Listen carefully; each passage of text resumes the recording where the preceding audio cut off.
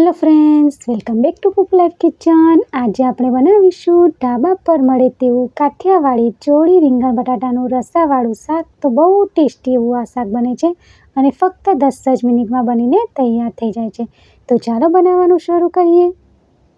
તો હવે એકદમ સ્પાઇસી અને ચટાકેદાર કાઠિયાવાડી શાક બનાવવા માટે અહીંયા મેં 150 ગ્રામ જેટલી ચોળીને મેં સમારી લીધી છે અને સાથે મેં અહીંયા એક મીડિયમ સાઇઝનું રીંગણ, તો જેને આપણે ભૂટ્ટું કહીએ છીએ, તેને મેં મોટા મોટા ટુકડામાં સમાર્યું।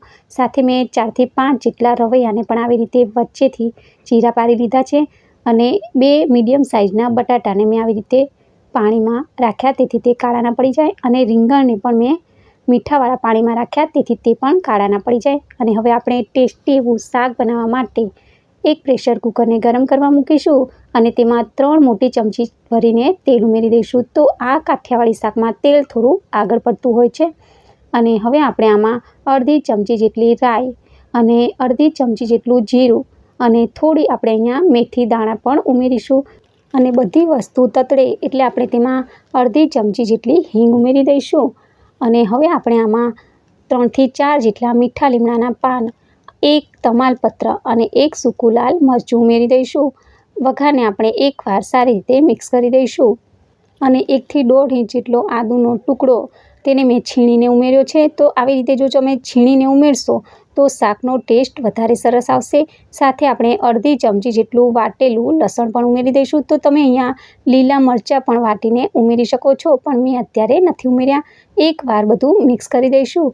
અને હવે આપણે એક મોટું ટામેટું, જેને મેં આવી રીતે મોટા મોટા ટુકડામાં સમારી લીધું, તે મેં ઉમેરી દીધું। તો તમે આવી રીતે જો મોટા મોટા ટુકડામાં ટામેટાને સમારશો તો શાક જ્યારે તમે ખાશો તો તેનો ટેસ્ટ વધારે સરસ આવશે। પણ તમે અહીંયા પ્યુરી પણ લઈ શકો છો, પણ મેં અત્યારે પ્યુરીની જગ્યાએ જેવી રીતે ઢાબાવાળા શાક બનાવે તે જ રીતે મેં બનાવ્યું છે। તો મેં અત્યારે ટામેટાં જ ટુકડામાં સમારીને લીધા છે।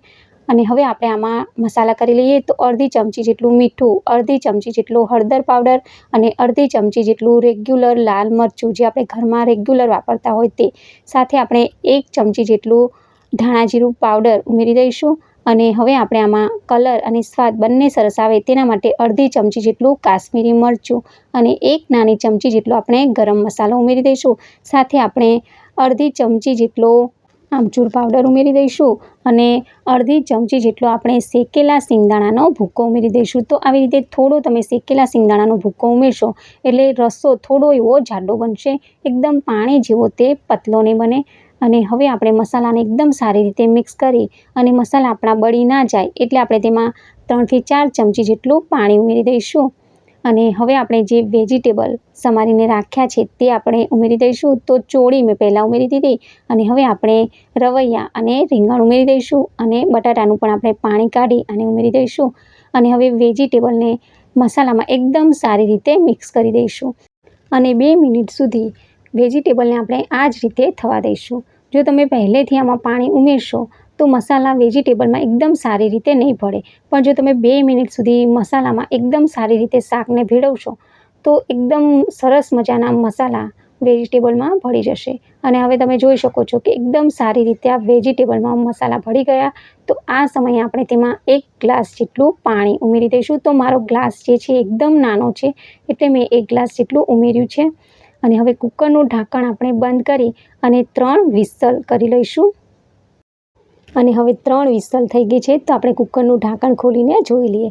તો તમે જુઓ કે કેટલું સરસ આ કાઠિયાવાડી ચોળી રીંગણ બટાટાનું શાક બનીને તૈયાર થયેલું છે। તો તમે એક વખત એનો રસો પણ જુઓ કે કેટલો ઘાટો ત્યાં રસો બનેલો છે। એકદમ સ્પાઇસી અને ચટાકેદાર આ શાક બનીને તૈયાર થયેલું છે। તો આને હવે આપણે ઉપરથી લીલા ધાણા ઉમેરી અને સર્વિંગ બાઉલમાં કાઢી લઈશું। તો ફ્રેન્ડ્સ, ઢાબા પર મળે તેવું કાઠિયાવાડી ચોળી રીંગણ બટાટાનું શાક બનીને તૈયાર છે। અત્યારે મેં તેને બાજરીના રોટલા સાથે સર્વ કરેલું છે। તમે આને પડવાળા પરાઠા સાથે પણ ખાશો તો પણ બહુ ટેસ્ટી એવું લાગશે, પણ બાજરીના રોટલા સાથે આ શાક વધારે ટેસ્ટી લાગે છે। તો ફ્રેન્ડ્સ, તમને મારી આજની આ કાઠિયાવાડી શાકની રેસીપી કેવી લાગી મને કમેન્ટ બોક્સમાં કહેજો। રેસીપી ગમી હોય તો વિડીયોને લાઇક કરજો, વધારેમાં વધારે વિડીયોને શેર કરજો અને મારા ચેનલને સબસ્ક્રાઈબ કરવાનું જરાય ના ભૂલતા। Thank you for watching, bye bye.